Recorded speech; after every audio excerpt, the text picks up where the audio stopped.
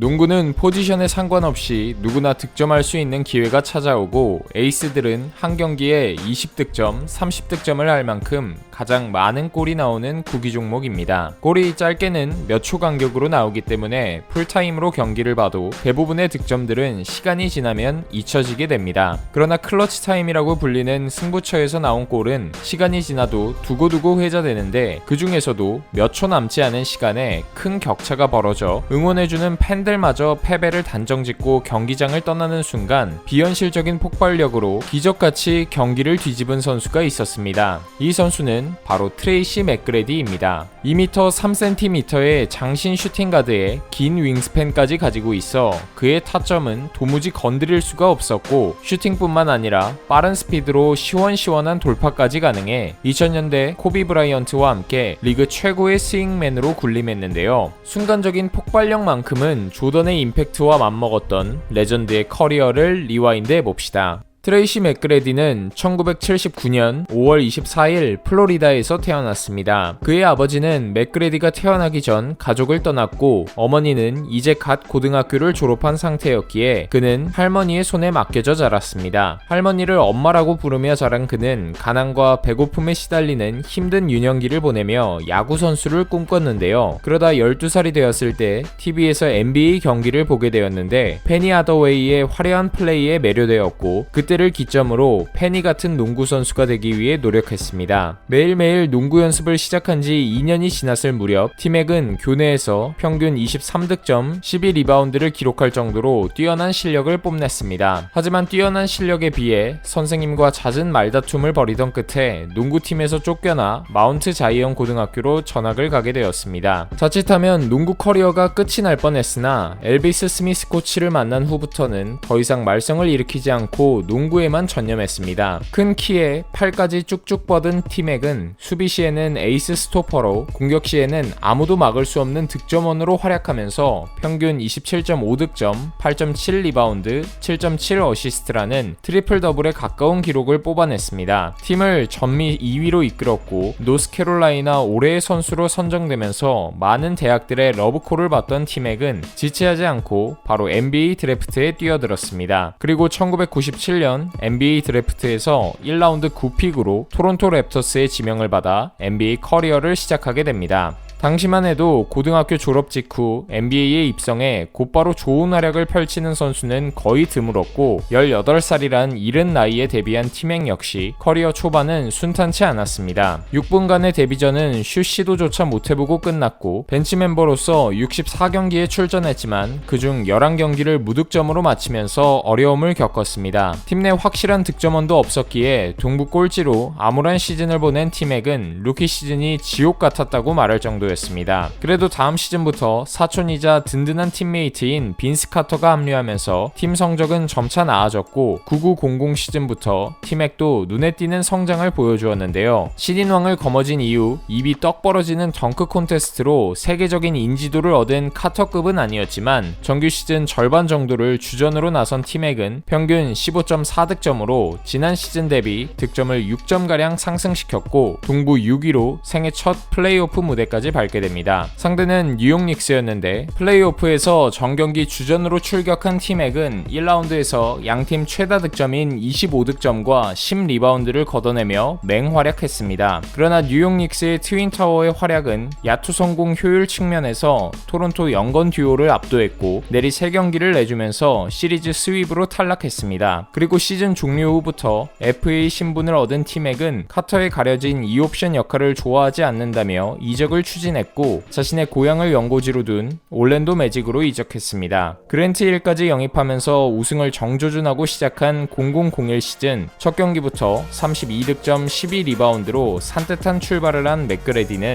시즌 평균 26.8득점을 기록하며 잠재력을 폭발시켰고 올스타 선정, 올 NBA 세컨드 팀 선정, 기량 발전상 수상 등 겹경사를 누렸습니다. 정규 시즌 네 번째 경기만에 발목 부상으로 시즌 아웃된 그랜트 1의 공백에도 상황임에도 불구하고 팀에게 대활약에 힘입어 동부 7위로 플레이오프 진출에 성공했습니다. 프롭에서 팀액은 4경기 동안 평균 33.8득점, 6.5 리바운드, 8.3 어시스트로 괴물같은 활약을 펼쳤지만 레이 알렌과 샘 카셀이 이끄는 미러키의 벽은 높았고 결국 1승 3패로 또다시 1라운드에서 무릎을 꿇었습니다. 다음 시즌에도 그랜트 힐은 14경기 출전에 그치면서 먹튀라는 불명예를 얻기 시작한 반면 팀액은 계속 상승세를 이어갔는데 리그 내 득점 4위, 득점 효율은 오닐과 덩컨에 이은 3위를 기록하면서 올 NBA 퍼스트 팀에 선정되었습니다. 아디다스와 시그니처 신발 계약까지 체결하며 슈퍼스타로 거듭난 팀액은 동부 5위로 팀을 이끌었습니다. 1라운드에서는 같은 승률을 기록했던 샬럿 호네츠와 만났는데 이 시리즈에서도 평균 30득점을 뽐내며 압도적인 1옵션으로 올랜도를 캐리했습니다. 그러나 샬럿은 베런 데이비스의 맹활약과 빅맨의 리바운드 장악으로 골밑을 압도했고 작년과 똑같이 1승 3패로 1라운드에서 탈락하고 말았습니다. 그랜트 힐이 예전 기량을 회복하지 못하고 팀액을 받쳐줄 선수가 마땅치 않자 드류 고든과 숀 캠프를 영입하면서 전력을 강화하고 02-03 시즌을 맞이했는데요. 리그 6년 차였던 팀액은 기존의 폭발적인 운동 능력에 점프슛의 정확도가 갈수록 좋아져 내외곽을 가리지 않고 상대 수비수에게 악몽을 선사했습니다. 평균 32.1득점을 기록하면서 득점왕 타이틀을 거머쥐었고 코비에 이어 전체 올스타 투표 2위의 이름을 올리며 동팀액 서코비라고 불릴 정도로 커리어 중 가장 화려한 전성기를 보냈습니다. 플레이오프에서도 1라운드에 디트로이트 피스톤즈를 만나 팀에게 43득점 활약에 힘입어 1차전 기선 제압에 성공한 올랜도는 4차전까지 3승 1패로 시리즈 우위를 점하면서 8번 시대의 기적을 연출할 것처럼 보였습니다. 하지만 5차전부터 너무나 일방적인 흐름으로 디트로이트에게 연패했는데 팀에게 야투 부진과 상대팀 센터 벤 월러스의 골밑 장악이 겹치면서 5차전에서 31점 차, 6, 7차전에서 15점 차로 내리 3연패를 당해 탈락하게 됩니다. 원맨팀의 악순환은 03-04 시즌에도 계속되었는데 팀액은 커리어 하이인 62득점을 기록하는 등 2년 연속 득점왕에 오르면서 처절하게 분전했지만 시즌 초반 19연패 늪에 빠지면서 동부 최하위권으로 떨어졌고 팀액은 암담한 팀 성적에 시즌 내내 불평불만을 달고 다니면서 팀 분위기는 엉망이 되었습니다. 그나마 다행히 2004년 드래프트 1라운드 1픽 지명권을 얻으면서 드와이트 하워드를 데려왔음에도 당장 우승권 전력을 원했던 팀액은 자신과 같이 검증되지 않은 고졸 출신을 뽑았다는 것에 실망했고 04-05 시즌을 앞두고 휴스턴 로켓츠로 떠났습니다. 당시 휴스턴의 만리장성 야오밍과 함께 맥밍 듀오를 구축하고 순식간에 서부의 강자로 떠올랐는데요. 04-05 시즌 초반에는 호흡이 맞지 않아 부진하기도 했으나 얼마 지나지 않아 팀액은 평균 25.7득점, 5.7 어시스트를 기록하며 팀 내 1옵션으로 우뚝 섰고 야오밍도 평균 18.3득점,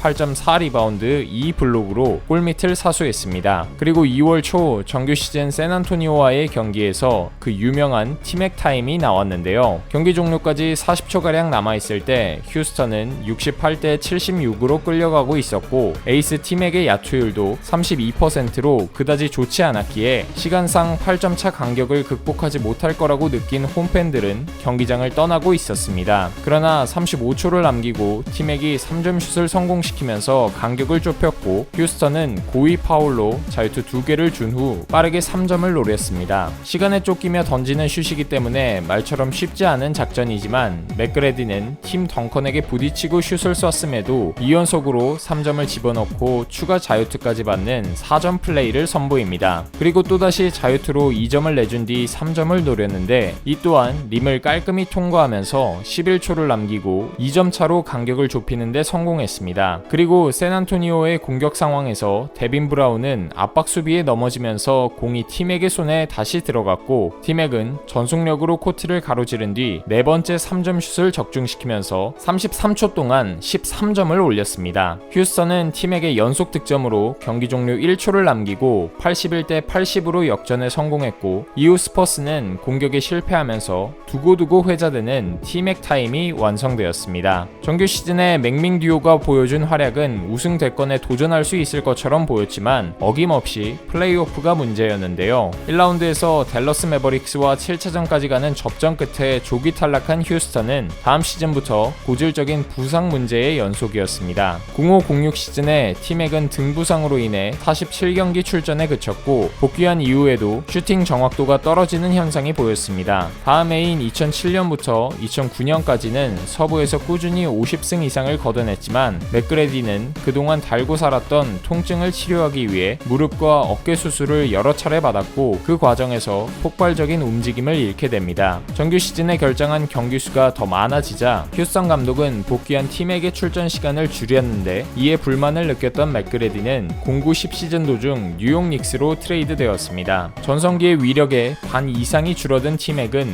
뉴욕에서 주전자리를 꿰찼으나 평균 9.4점이라는 저조한 득점력을 보여주었고 이 시즌을 기점으로 매년 소속팀을 옮겨 다니는 저니맨 신세로 전락했습니다. 디트로이트에서 1년, 애틀랜타에서 1년, 그리고 커리어의 블랙홀과 같은 중국 리그에서도 1년간 평균 25득점, 7.2 리바운드를 기록하며 조던 놀이를 한 뒤 2013년 플레이오프를 앞두고 4월에 샌안토니오 스퍼스와 단기 계약을 맺으면서 커리어 처음으로 파이널 무대까지 올라갔는데요. 물론 벤치였지만 은퇴를 앞두고 우승 반지까지 차지할 수도 있는 상황. 샌안토니오가 7차전까지 가는 접전 끝에 마이애미 히트에게 패하면서 결국 무관의 제왕으로 NBA에서 은퇴를 선언하게 됩니다. 여러 부상으로 인해 빠르게 전성기가 시들었지만 그 짧았던 전성기에 보여준 역동적인 움직임과 스타성은 2017년 명예의 전당에 헌액되면서 인정받게 되었는데요. 34살이라는 이른 나이에 NBA를 떠난 것은 팬들에게 큰 아쉬움이었지만 그가 환호받던 2000년대에 선보인 티맥 타임은 시간이 흘러도 두고두고 회자될 것 같습니다.